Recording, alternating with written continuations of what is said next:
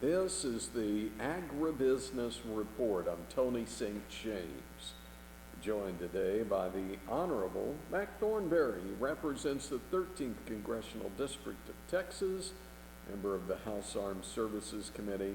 Great to see you. Yeah, you too, again. It's been an interesting year.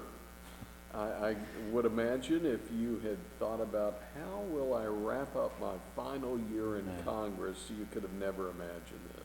No, and none of us, I think, could imagine all of the events that have happened, but especially the COVID and how that has affected all of our society, all of our industries, all of our personal lives. So it's unusual, but you know, Americans are resilient people, and we'll get through.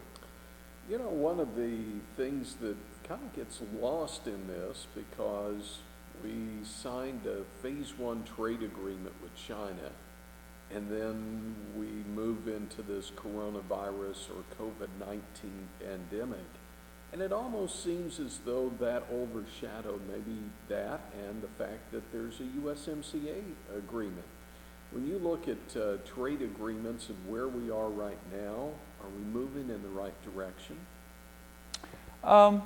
We somewhat, although I think we underestimate the importance of continuing to have new markets for our agricultural products in the future, and the need to keep working on trade agreements. To be frank, I think that our relationship with China is not something we can count on. The tensions are growing.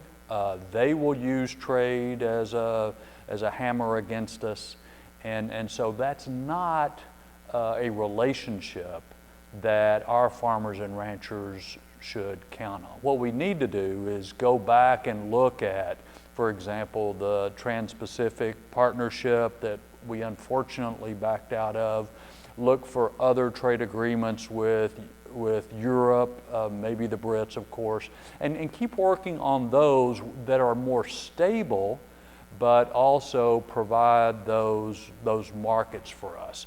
Our farmers and ranchers do a great job of producing food and fiber for the United States, but we have to have those overseas markets in order to keep our production and prices where they need to be. We talk about the Armed Services Committee, and we talk about the military as a form of protection, if you will.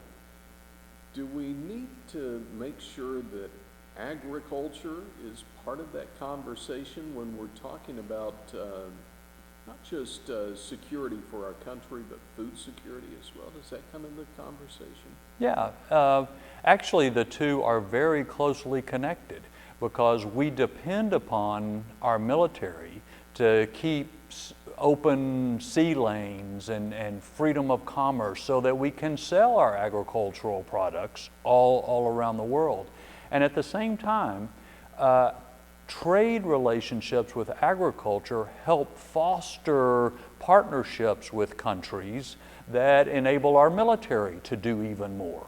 So this increasingly, you can't put things in separate categories. The military's over here and the economy and trade are over here. They are more and more related.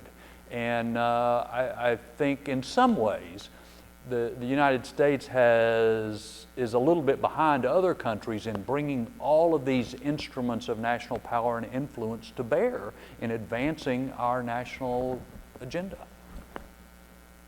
We're in the House Ag Committee hearing room, one of their hearing rooms here, and there are portraits all around us, some from members that you had some time with, that you either served with or worked underneath.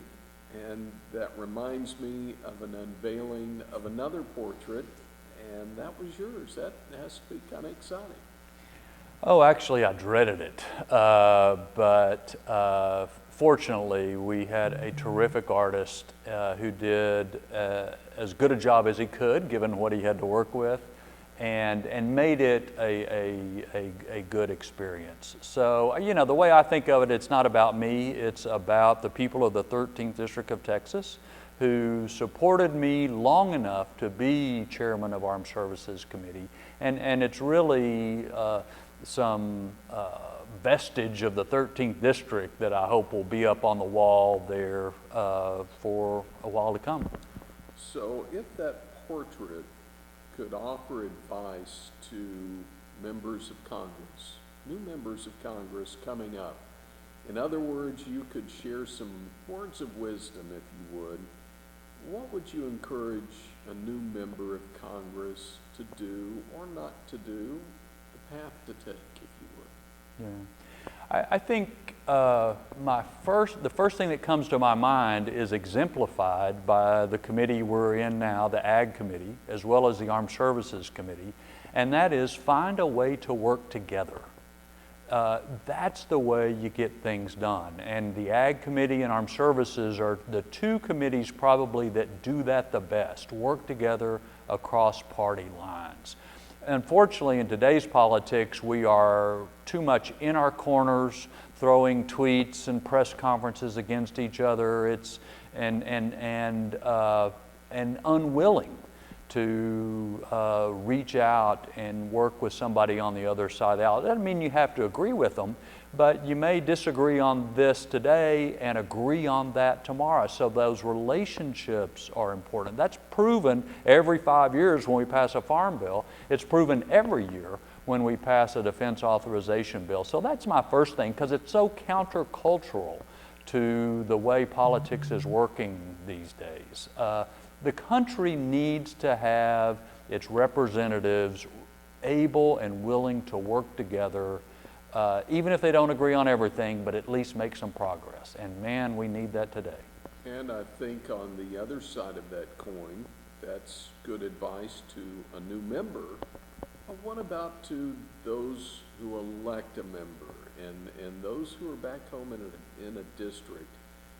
What words of, or it, maybe not even advice, but what would be some good things for us as voters and constituents to remember about those people we send to D.C.?